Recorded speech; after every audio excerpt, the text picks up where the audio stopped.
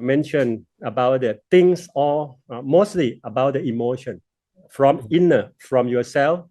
Because if you forget about yourself, you never have the something called the compassion. In my point of view, passion is the things you try to achieve for yourself.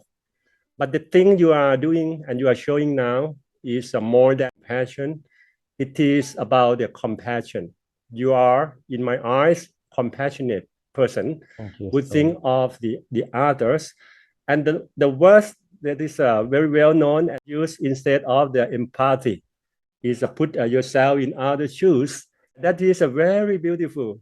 And it implies that your English competency is very good. Yeah, please explain me how to explain when you have the mindset of the empathy by put yourself in the other shoes, and please connect a bit to the earlier question of the calmness is power.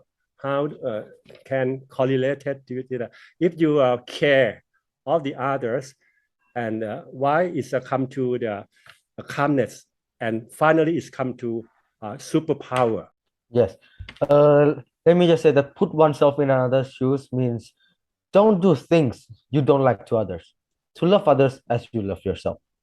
So how could we connect that to calmness is power? Calmness is power means like you don't do things that you don't like to others. Like calmness, be calm. When others do something like you don't like to you, be calm. Calm is key. Buddha like gave us example of if someone throw a red powder into the skies, the sky won't be red. The powder would just you know go like just fall down. It won't survive. Our heart should be like that. Like those words like bullying or someone just started shouting at you. Be calm. Don't let that red powder conquer your mind and put someone in like put oneself in another's shoes, meaning don't do things that you don't like to others. So be calm and don't do things you don't like to others. Control yourself. Have right thoughts. As I said, self-control is strength, right thoughts are mastery. Right thoughts. Right thoughts could be easily related to put oneself in another's shoes because intelligent people won't do things that create conflicts, won't do things that creates controversy in our social groups such as friends, families, etc. So I really encourage the fact to be calm, to have right thoughts, to control, because being calm is control yourself, and by being calm you could have right thoughts. So the root is to be calm, then control yourself, then have right thoughts. By having right thoughts you could show love yourself as you love others. Mm-hmm. Yes, thank you. The first key sentence is that self-control is strength. Yeah. It's so close correlated, right? I would like to share you something because I read a book. It is a great book. It's over 100 years and it's still in fashion. I'm not sure if you read this great book written by American author. It's How to Win Friends and Influence People. You heard about this book? It is a great book. No, but I would. Okay, I will tell you what is the things I love. Yeah, in this book, what I love most is a sentence mentioned, because if you try to take advantage on the others, if you look down the others, and you try to compare the other, little by little you feel more and more unhappy. It depends on the benchmark you are referring to. But the key sentence in this book is that don't measure others by yardstick of your own age. That is the key, because when you start comparing you with others, okay, if you are better than the other, you feel happy. Yes.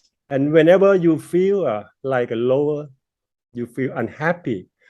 But that's things are all the like a fake thing. it's not become the in real time existing.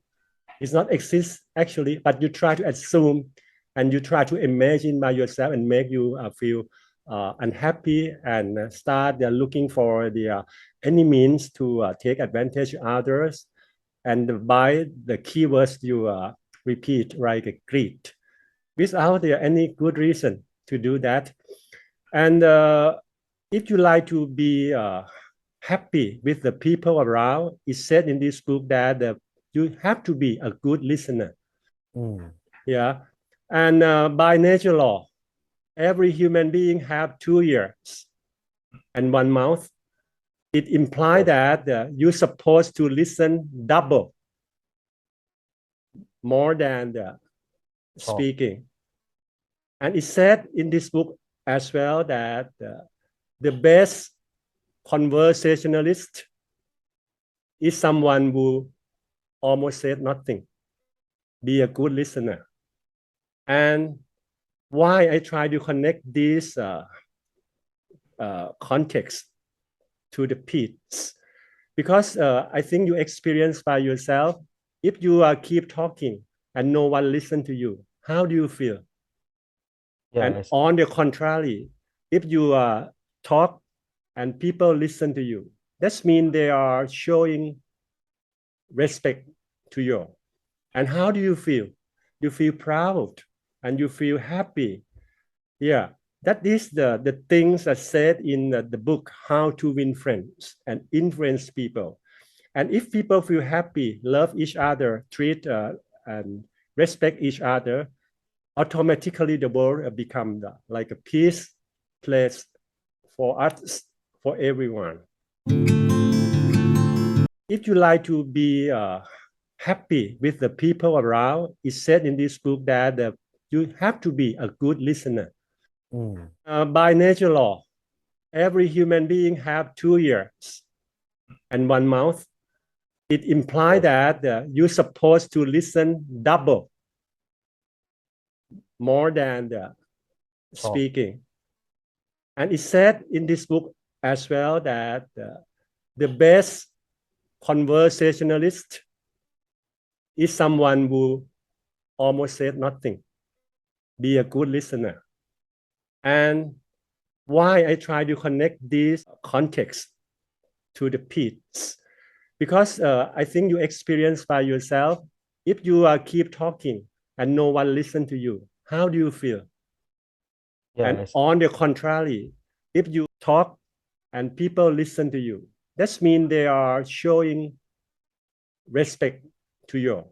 And how do you feel? You feel proud and you feel happy.